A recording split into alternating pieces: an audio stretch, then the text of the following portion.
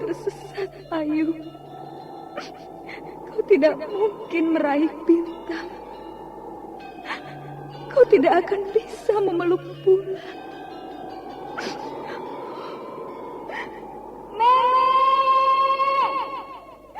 Nenek Raga Runting! Ayu! Ayu!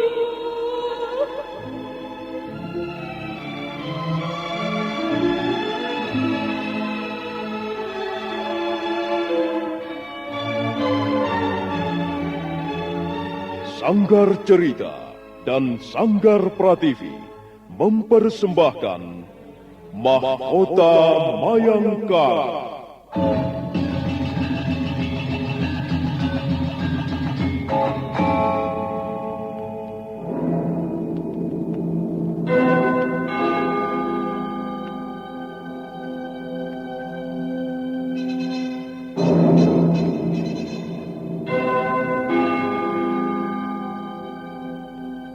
Cerita ini lanjutan dari Tutur Tinular. Kisah berlangsung pada zaman pemerintahan Prabu Jayanegara atau Kala Gemet, Raja Majapahit yang kedua.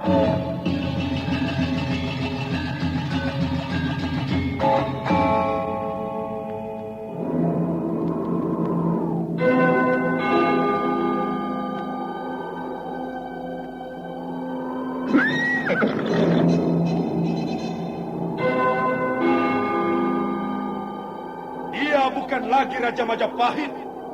Akulah raja. Akulah yang berkuasa. Ayo, obrak-abrik desa Ganding. Tangkap Jayanegara. Tangkap Jayanegara.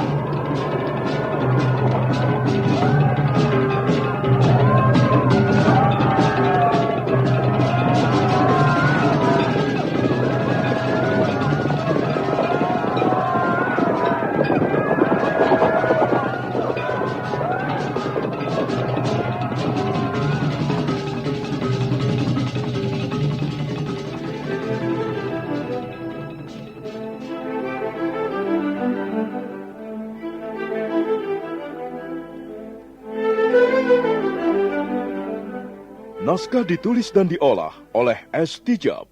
Hiasan musik dan sutradara C. Ispriyonoka.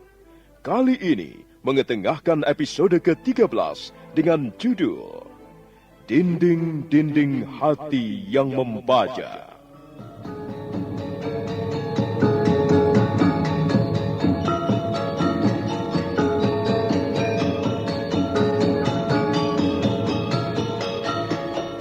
Dalam seri ke-369 ini didukung oleh para pemain Iwan Dahlan sebagai Pranayam, Rusli sebagai Rasemi, Mali sebagai Rawedeng, Yuli Mulyana sebagai Ayu Wandira, Chris Urspon sebagai Rakuti, Harry sebagai Rayuyu, Idris Apandi sebagai Ramapati, dan Asdi Suhastra pembawa cerita.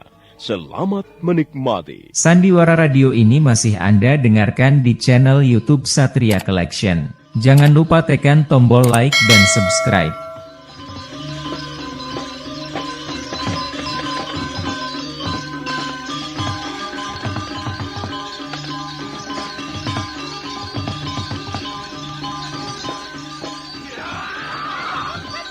Rakuti berusaha memburu Ayu Wandira dengan jurus-jurusnya. Tapi Ayu Wandira sangat tangkas. Ia selalu berhasil menghindari serangan-serangan Rakuti yang datang silih berganti. Sementara itu, di tempat persembunyiannya, Pranayam nampak sudah semakin putus asa. Dia tidak dapat membayangkan apa yang akan terjadi menimpa Ayu Wandira. Ayu, dia tidak mungkin dapat mengalahkan Rakuti. Aku tahu siapa itu Rakuti. Dia seorang pendekar yang tangguh. Tapi sepertinya Ayu masih bisa bertahan. Mudah-mudahan saja dia mempunyai kesempatan untuk melarikan diri. Terpaksa aku hanya menjadi penonton. Aku tidak mungkin turun tangan membantu Ayu Wandira. Sementara itu, di tempat lain, Rawedeng dan teman-temannya juga hanya berdiri sebagai penonton. Barulah mereka menyadari bahwa Ayu Wandira bukanlah pendekar sembarangan. Rasemi mendekati Rawedeng, Sedangkan Rapangsa, Rabanyak dan Rayuyu berjaga-jaga bersama prajurit-prajurit Majapahit. Kau tidak perlu khawatir, Rawedeng. Rakuti itu seorang pendekar yang berpengalaman. Dia pasti akan dapat meringkus gadis itu. Kami pun sebenarnya juga mampu menjalankan tugas itu. Tapi kami tidak mau bertengkar dengan teman sendiri. Bertengkar dengan teman sendiri memang kebodohan yang tidak bisa diampuni lagi, Rawedeng. Apalagi kita sama-sama punggawa kerajaan, sama-sama prajurit. Tapi kalian harus bertanggung jawab kalau sampai perempuan jalang itu kabur. Oh, itu tentu saja, Rawedeng. Kamilah yang akan bertanggung jawab. Tapi kukira Rakuti bisa mengatasinya. Lihatlah, lihat. Permainan jurus mereka seimbang. Kalau tidak berhati-hati, Rakuti yang akan pecah kepalanya kena sambaran selendang kuning itu. Baru saja Rawedeng menyelesaikan kata-katanya. Pada saat itulah Rakuti lengah. Ujung selendang kuning menyambar kepala. Rakuti merundukkan kepalanya dan selendang itu menghajar punggungnya.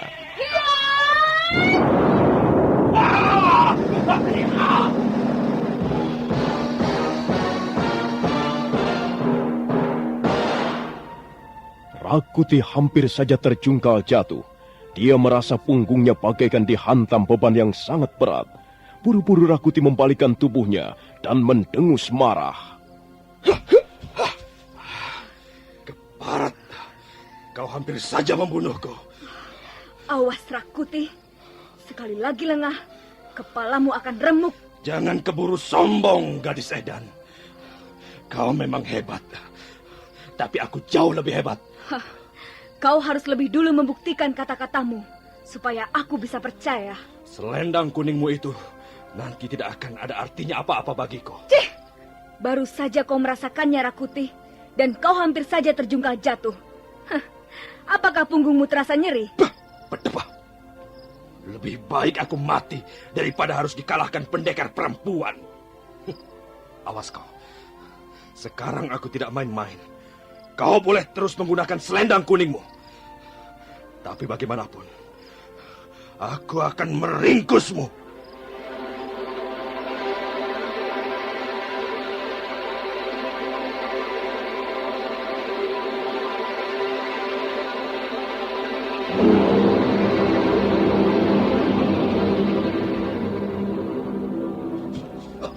Kembali Rakuti mendengus sambil melompat mundur setindak. Sekarang pendekar dari desa Ganding itu benar-benar akan bertarung. Dia ingin membuktikan kata-katanya. Karena itu diam-diam dia mengeluarkan Aji Segara Geni. Ilmu itulah ilmu andalannya yang diperoleh dari Wong Agung. Rakuti kembali berdiri tegak. Tangan-tangannya berkacak pinggang. Hayuwandira sama sekali tidak menyadari bahwa sekarang keadaannya terancam bahaya. Dia tetap tenang berdiri sambil mengelus-elus selendang kuningnya. Ku peringatkan sekali lagi, hai perempuan setan, kalau kamu menyerah, itu akan lebih baik. Artinya, aku tidak perlu menyakitimu. Jangan banyak omong, Rakuti. Orang membutuhkan bukti untuk mempercayai sesuatu. Katanya kau ini pendekar tangguh. Mana buktinya? Mana ketangguhanmu? Coba, aku mau melihat. Kesombonganmu akan membuatmu menyesal. Iya.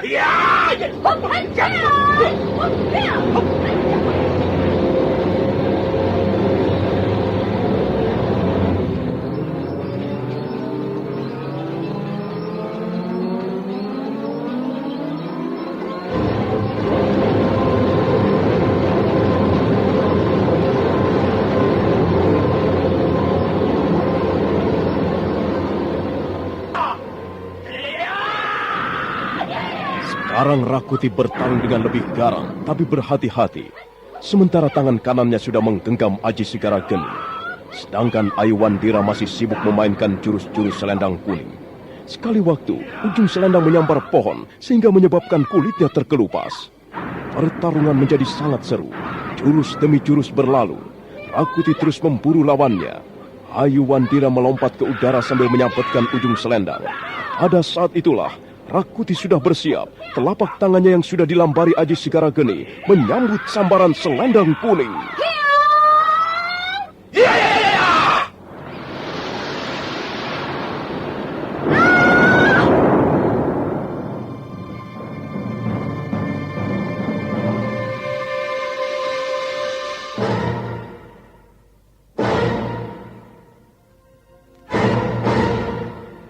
Terjadilah benturan dahsyat. Tangan kanan Rakuti sampai memercikan api. Tubuh Rakuti terpental ke belakang, tapi dia segera kembali tegak berdiri. Pranayam terkejut. Dia melihat Ayuwandira berdiri terhuyung-huyung. Gadis itu berusaha mempertahankan kekuatannya, tapi mendadak dia kelihatan loyo. Dia berdiri sempoyongan, dan akhirnya Ayuwandira jatuh tersungkur di atas akar pohon.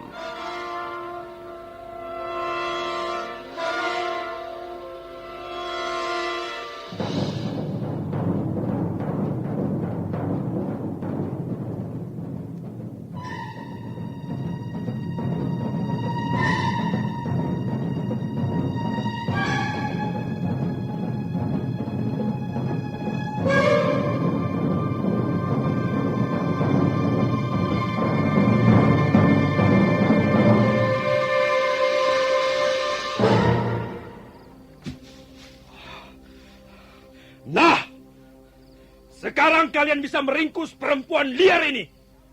Dia tidak berbahaya lagi. Rupanya dia pingsan. Ah ya, kau memang hebat, Rakuti. Kau mempunyai pukulan yang hebat. Aku tidak mengerahkan seluruh kekuatanku. Sebab kalau hal itu kulakukan, perempuan itu bisa mampus. Sekarang bagaimana? Aku khawatir Gusti Ramapati sudah tidak sabar menunggu. Ayo prajurit, angkat perempuan itu. Kita bawa dia menghadap Gusti Ramapati. Beberapa orang prajurit melompat ke depan. Mereka segera mengangkat tubuh Ayuwandira yang sudah tidak berdaya. Selanjutnya Rawedeng memerintahkan agar prajurit-prajuritnya meninggalkan tempat itu.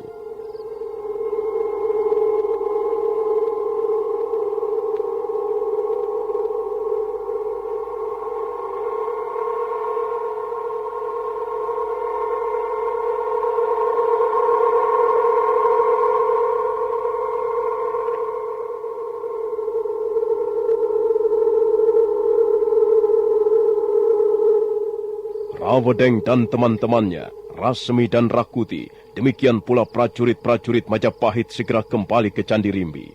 2 orang prajurit menggotong tubuh Ayuwandira yang masih dalam keadaan tidak sadar. Setelah mereka lenyap di balik kegelapan pohon-pohon, Pranayam menyembulkan kepalanya perlahan-lahan. Akhirnya mereka dapat meringkus Ayu. Ayuwandira. Kalau saja kau tidak keras kepala, kau tidak perlu mengalami peristiwa seperti ini. Dasar gadis bengal. Tapi jangan khawatir, Ayu.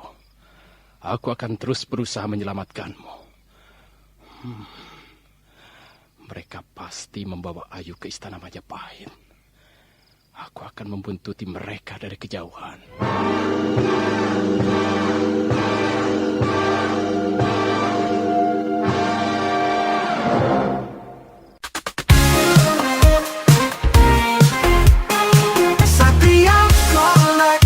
Bawa hiburan dengan gaya yang tak pernah padam. Jangan ragu, klik subscribe. Jadikan harimu lebih hidup. Sekarang suasana halaman Candi Rimbi benar-benar menjadi senyap. Hanya tinggal beberapa orang prajurit menjaga Sang Ramapati. 3 orang pendeta sudah pergi setelah mereka mengumpulkan abu jenazah Tuan Putri Tribuana. Sang Ramapati kelihatan kesal.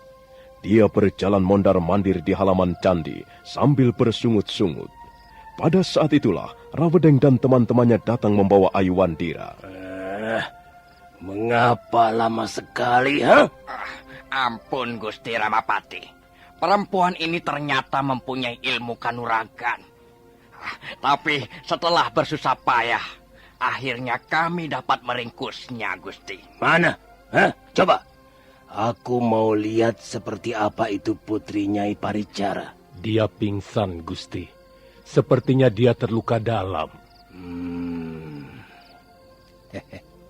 Cantik juga bocah ini. Kulitnya putih dan wajahnya seperti ibunya. Bagus, bagus. Naikkan ke atas kereta kudaku. Tapi apakah dia tidak berbahaya? Oh, hamba kira tidak, Gusti. Untuk sementara waktu ini, dia tidak akan berbahaya. Bukankah begitu, Rakuti? Benar, Gusti. Gusti Ramapati tidak perlu khawatir.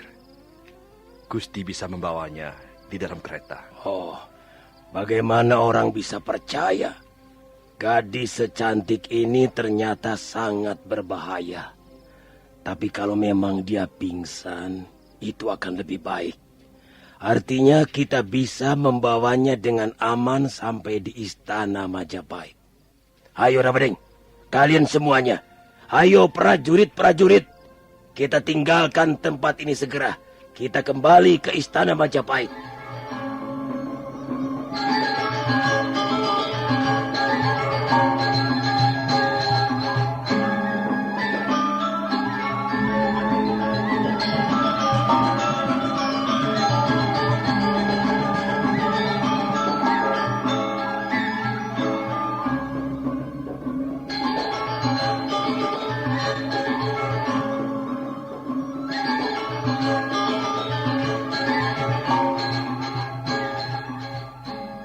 Ayo jalan, ayo berangkat.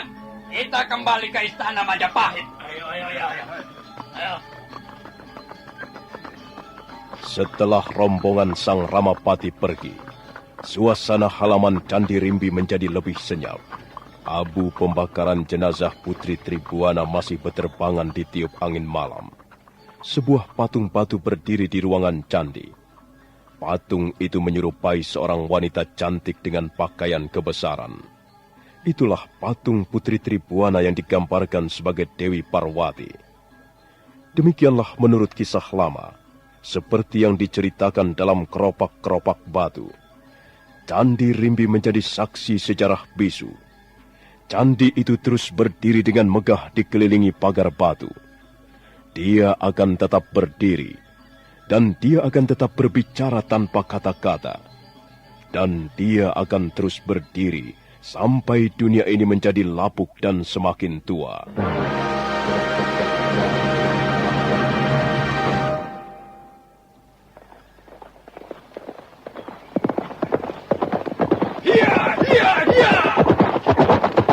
Sementara itu, Pranayam kembali memacu kudanya meninggalkan bukit kecil di sebelah barat Candi Rimbi. Dia bermaksud mendahului rombongan Sang Ramapati. Dia terus berkuda semakin jauh, dan saat tengah malam, Pranayam sudah memasuki pintu gerbang kerajaan Majapahit.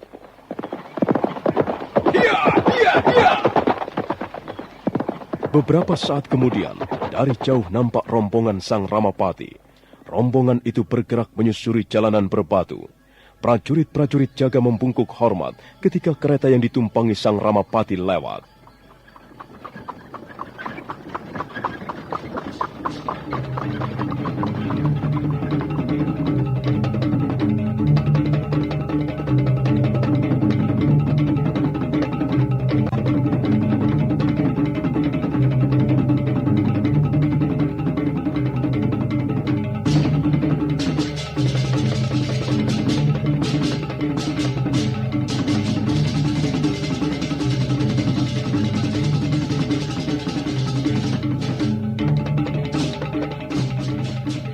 Sang Ramapati memerintahkan agar Ayuwandira dimasukkan ke ruangan tahanan. Rawadeng segera menjalankan tugas itu.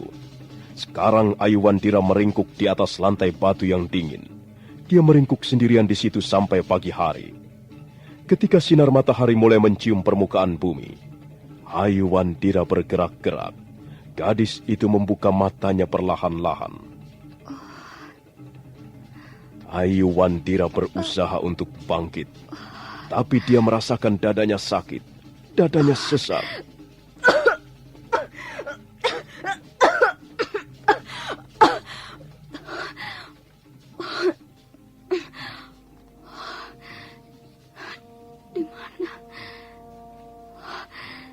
Di mana aku sekarang ini?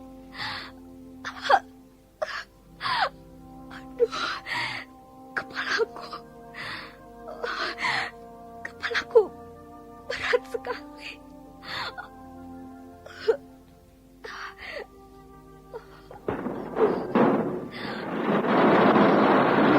Ayuwandira mendongakkan kepalanya. Dia melihat Rawedeng, Rayuyu dan beberapa orang prajurit Majapahit berdiri di depan hidungnya. Nah, bagaimana anak manis? Kau tahu di mana kau berada sekarang ini?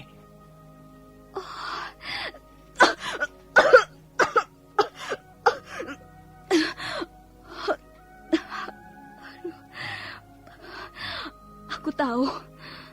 Rupanya kalian berhasil menangkapku. Ayuwandira, kau memang pendekar hebat. Tapi sekarang kau membuktikan sendiri, bukan?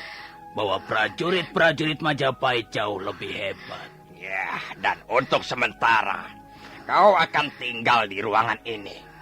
Kami terpaksa mengamankanmu. Jadi kalian telah memenjarakanku. Kalau kau tidak mau tinggal terus-menerus di tempat ini, disekap dalam ruangan sempit ini, berilah keterangan yang berharga pada kami. Gusti Ramapati hanya ingin tahu di mana tempat persembunyian Cakradara dan Kuda Merta. 2 orang pelarian itu harus ditangkap. Katakan terus terang, Ayuwandira, supaya kau segera dibebaskan. Apa senangnya tinggal di ruangan seperti ini? Ayo katakan saja. Kami hanya membutuhkan beberapa buah kalimat. Dan setelah itu, kau bebas.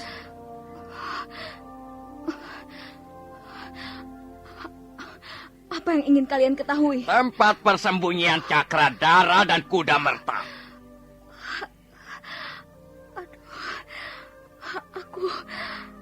Aku tidak tahu. Kau jangan keras kepala. Nyawamu terancam bahaya. Kalau Gusti Ramapati sampai murka dan beliau mengambil keputusan yang berat, lehermu bisa dipenggal. Benar. Nyawamu ada di tangan Gusti Ramapati. Aduh. Aku tidak tahu. Aku benar-benar tidak tahu. Kau memang seorang gadis yang bodoh. Apa kau ingin mati, ha? Mau mati? Kau mau dibunuh, ha? Iya.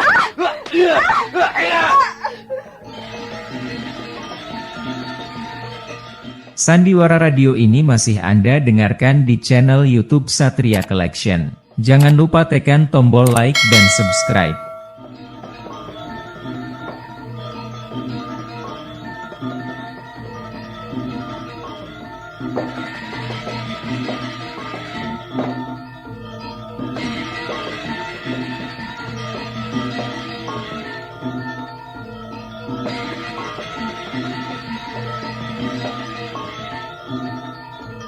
Rawedeng dan teman-temannya memperlakukan Ayuwandira dengan kasar di ruangan penjara.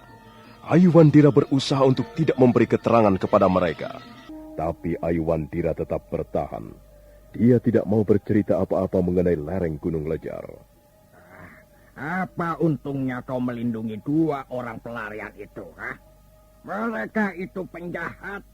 Mereka harus ditangkap dan memperoleh hukuman berat dari Gusti Prabu Jayanegara. Kalau kau berani melindungi mereka, artinya kau berkomplot dengan penjahat. Jangan berlaku bodoh. Kau harus berusaha menyelamatkan nyawamu sendiri. Sebab nyawamu sekarang ini berada di tangan Gusti Ramapati. Aku tidak tahu. Aku benar-benar tidak tahu. Bodoh sekali kau ini. Mengapa kau tidak mau mengatakannya? Kau ingin mati, ha? Kau tidak sayang lagi pada jiwamu. Rupanya dia belum menyadari apa yang telah terjadi. Dia akan segera menyadarinya. Kau akan menyesal, anak manis. Kalau kau tidak mau berkata terus terang, kau pasti akan menyesal. Ayo, kami masih cukup bersabar. Jangan membuat kami gusar. Sebab kalau kami sampai marah, kalau sampai kami tidak dapat menahan diri, akibatnya akan tidak menyenangkan. Ayo, kau katakan anak manis, Katakan di mana tempat persembunyian Cakradara dan Kuda Merta. Sudah, hanya itu keterangan yang kami butuhkan. Ayo cepat. Kami akan sangat berterima kasih kalau kau mau mengatakannya. Dan selanjutnya, kau bukan hanya dibebaskan, tapi kau akan memperoleh imbalan. Sebab kau telah berjasa kepada Gusti Ramapati. Aku tidak tahu. Aku sudah lama tidak bertemu dengan mereka. Dusta, kau pasti dusta. Kau tahu, kau pasti tahu. Awas, jangan memaksa kami berbuat kasar kepadamu. Tiba-tiba tangan Rawedeng bergerak menjambak rambut Aiwandira. Aiwandira mengeluh kesakitan. Rawedeng mengangkat tubuh Aiwandira perlahan-lahan. Gadis itu menggigit bibirnya menahan rasa sakit.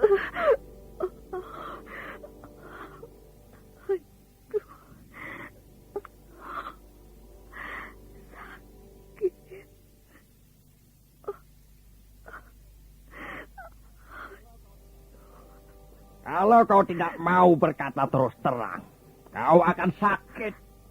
Kami yang akan membuat tubuhmu sakit. Mengerti? Oleh sebab itulah, sebaiknya kau membantu kami. Kau toh tidak akan rugi dengan berkata terus terang. Di mana ruginya? Huh? Ayo katakan. Katakan. Sakit.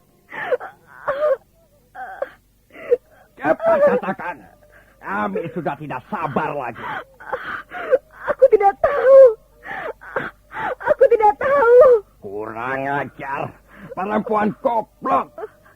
Sekarang kami terpaksa berbuat kasar kepadamu.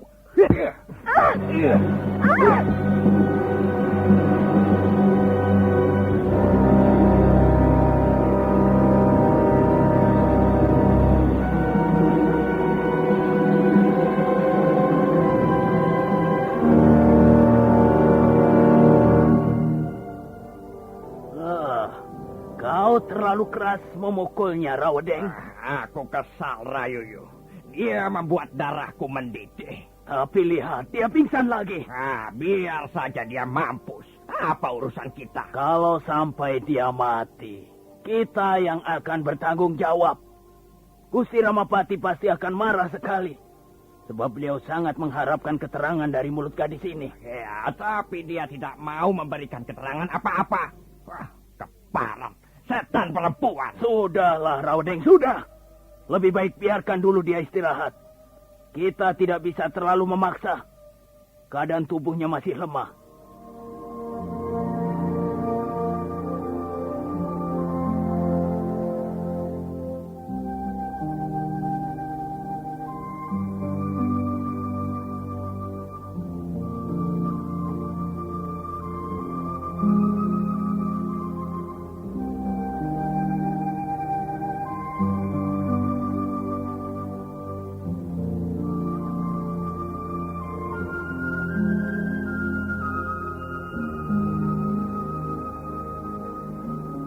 Rayuyu dan Rawedeng segera meninggalkan ruang tahanan.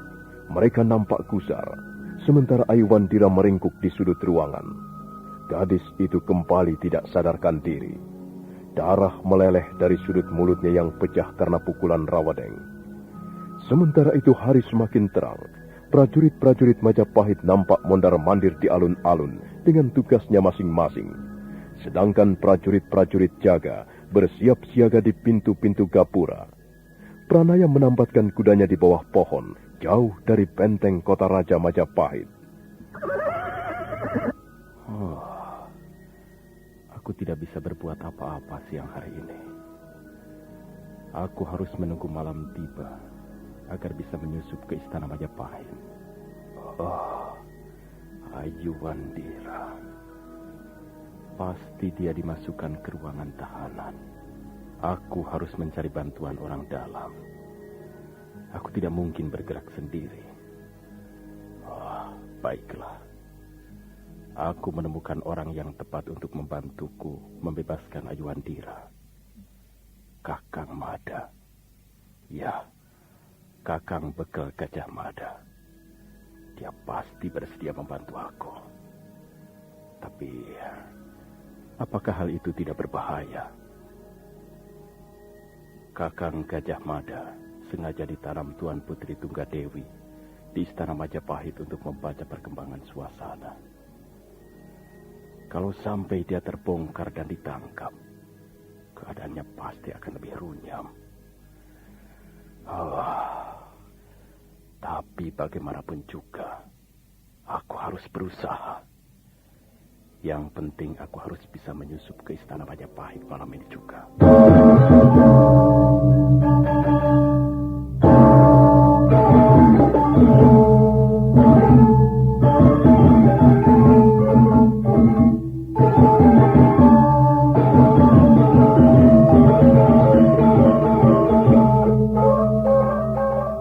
Pranayam dengan sabar menunggu malam tiba. Seharian dia hanya duduk-duduk di bawah pohon sambil mencari akal bagaimana bisa membebaskan Ayuwandira. Waktu terus merambat perlahan-lahan. Akhirnya Sang Bagaskara selesai menjalankan tugasnya.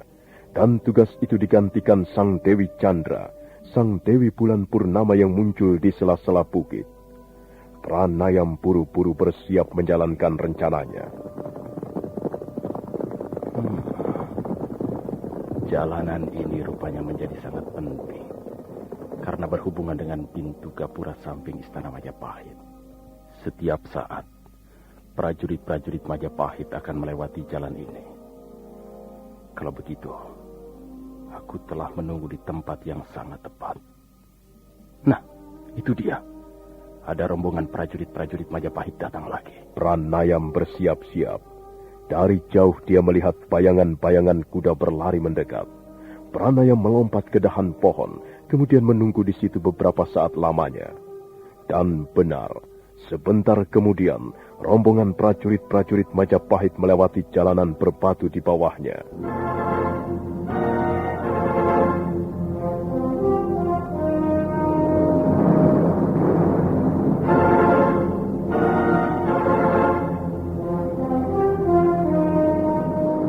Sandiwara Radio ini masih Anda dengarkan di channel YouTube Satria Collection. Jangan lupa tekan tombol like dan subscribe.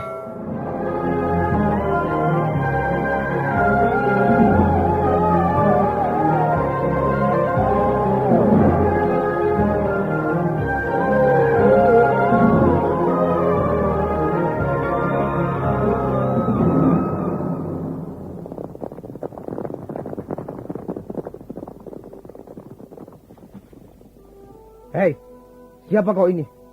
Apa maksudmu? Maaf Tuan Prajurit, aku hanya membutuhkan pakaianmu. Kurang ajar. Rupanya kau ingin merampok ya? Tidak Tuan Prajurit, aku tidak bermaksud merampok. Kurang ajar. Aku akan membunuhmu. Iya, iya, iya, iya.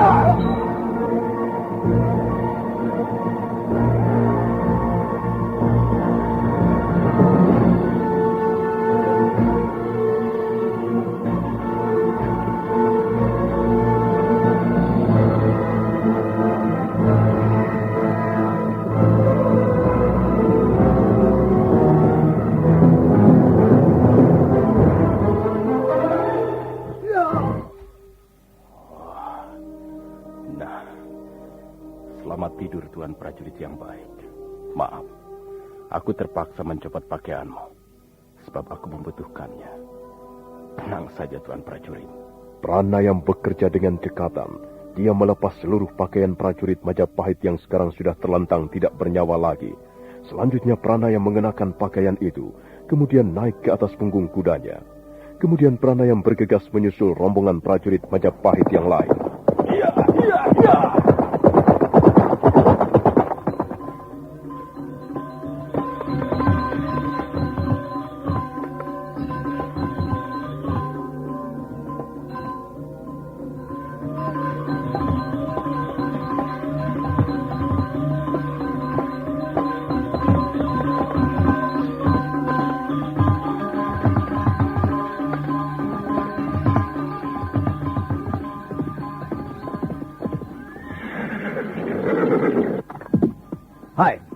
Kemana saja kau?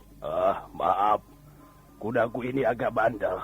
Dia tidak mau lari kencang seperti biasanya. Ingat, kita harus selalu bersama-sama. Jangan ada yang memisahkan diri. Ya, mudah-mudahan kudaku tidak nakal lagi. Sepertinya dia sudah menjadi lebih baik sekarang. Aku pimpinan rombongan ini. Kalian tidak bisa berbuat semau-maunya. Kalian harus menuruti perintahku. Kita yang harus bertanggung jawab terhadap keamanan di sekitar benteng Kota Raja Majapahit. Kalau sampai ada di antara kalian berbuat yang tidak-tidak, aku akan melaporkannya pada Gusti Ramapati. Ayo, sekarang kita periksa pintu gerbang di sebelah timur.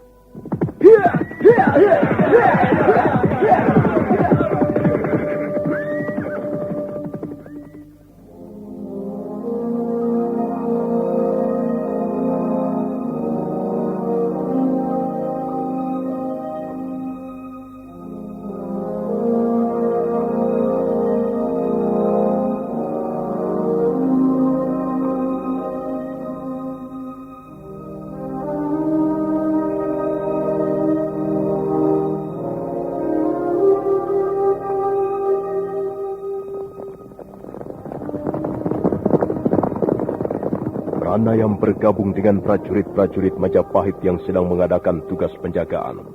Mereka berkuda mengelilingi benteng beberapa kali.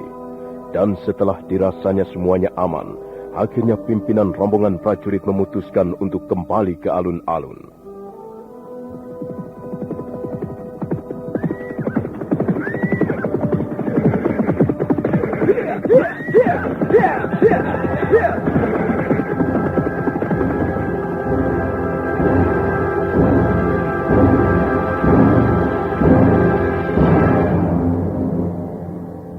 Rombongan prajurit Majapahit yang bertugas keliling mengadakan ronda malam istirahat di alun-alun.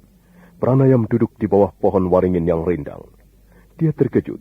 Tiba-tiba saja di depannya sudah berdiri seorang prajurit. Dialah rupanya yang menjadi pimpinan rombongan malam itu. Apa yang kau lakukan di sini? Mengapa kau tidak berkumpul bersama teman-temanmu? Tidak. Sebenarnya aku agak kurang enak badan. Apa kau prajurit baru di sini? Iya, aku prajurit baru. Maksudku, aku baru pertama kali bertugas mengadakan perjalanan ronda. Biasanya aku ikut di barisan pasukan panah. Aku seorang prajurit panah. Sepertinya suaramu agak gemetar. Mungkin kau benar-benar sedang kurang enak badan. Ini sudah biasa. Aku membawa ramuan obat setiap kali bertugas malam. Ya, aku memang kurang tahan menghirup udara malam yang dingin seperti ini. Kita harus berhati-hati. Gusti Ramapati mempunyai seorang tawanan yang sangat berbahaya. Apa? Tawanan? Ya, dia sekarang disekap di ruang tahanan. Dia pasti salah seorang pengacau atau perusuh kota. Biar saja dia ditahan seumur hidup. Kalau perlu, digantung saja di alun-alun. Dia seorang pendekar wanita. Dia seorang gadis cantik. Tapi ilmu kanuragannya sangat tinggi. Itulah sebabnya dia dijaga dengan ketat. Tuan Rawedeng memerintahkan 20 orang prajurit menjaga tawanan itu. Dia dianggap berbahaya. Di mana dia ditahan? Di sana, di sudut benteng. Tapi kabarnya dia masih pingsan. Ayu. Kasihan Ayu Wandira. Dia pasti mendapat siksaan-siksaan untuk mengorek keterangan dari mulutnya. Dia bisa mati karena siksaan-siksaan itu. Aku harus segera berusaha membebaskannya. Tapi aku harus berhati-hati sekali. Bagaimana caranya aku menemui Kakang Gajah Mada? Apa yang kau pikirkan? Tidak, aku... Aduh, kerongkonganku gatal sekali. Kau ini prajurit macam apa? Prajurit kok sakit-sakitan? Sudah, Daripada kau batuk-batuk di situ, lebih baik kau pulang saja. Atau tidur dalam barakmu. Pimpinan rombongan prajurit itu bergegas pergi. Pranayam tersenyum. Rupanya dia dapat bersandiwara dengan baik. Malam semakin larut. Beberapa orang prajurit nampak mulai masuk ke dalam barak. Hanya sekitar 20 orang yang masih berjalan mondar-mandir ke sana kemari, memeriksa suasana sekitar alun-alun. Perlahan-lahan Pranayam bangkit. Dia membalas dengan tenang ketika seorang prajurit menyapanya. Dan pada saat mendapat kesempatan yang baik, Pranayam segera bergegas melangkah menyusup ke pintu gapura yang menuju ke bagian dalam istana.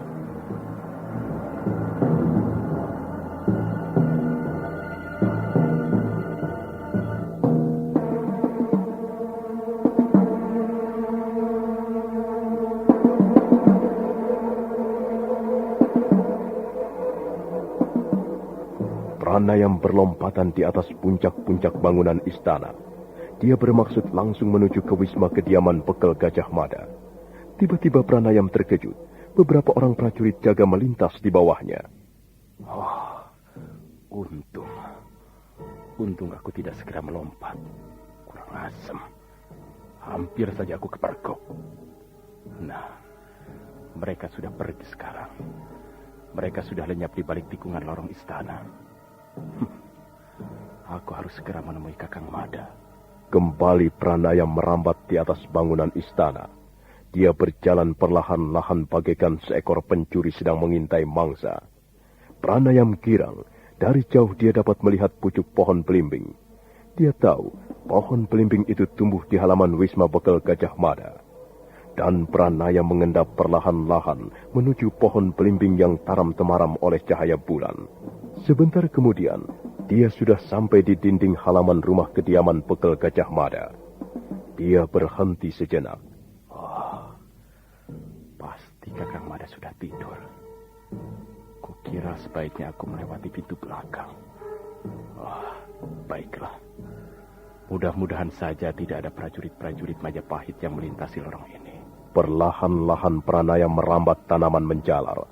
Dan dia merasa lega karena tidak seorang pun prajurit melintas di ujung lorong. Sandiwara radio ini masih Anda dengarkan di channel YouTube Satria Collection. Jangan lupa tekan tombol like dan subscribe.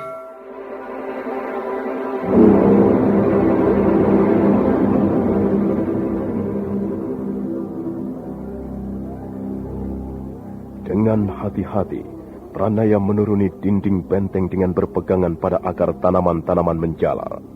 Dia menyadari bahwa ada sepasang mata mengawasinya. Nah, bagaimanakah kisah selanjutnya? Apakah Pranayam akhirnya berhasil masuk ke rumah Bekel Gajah Mada? Saudara pendengar, silahkan menunggu seri berikutnya. Sampai jumpa.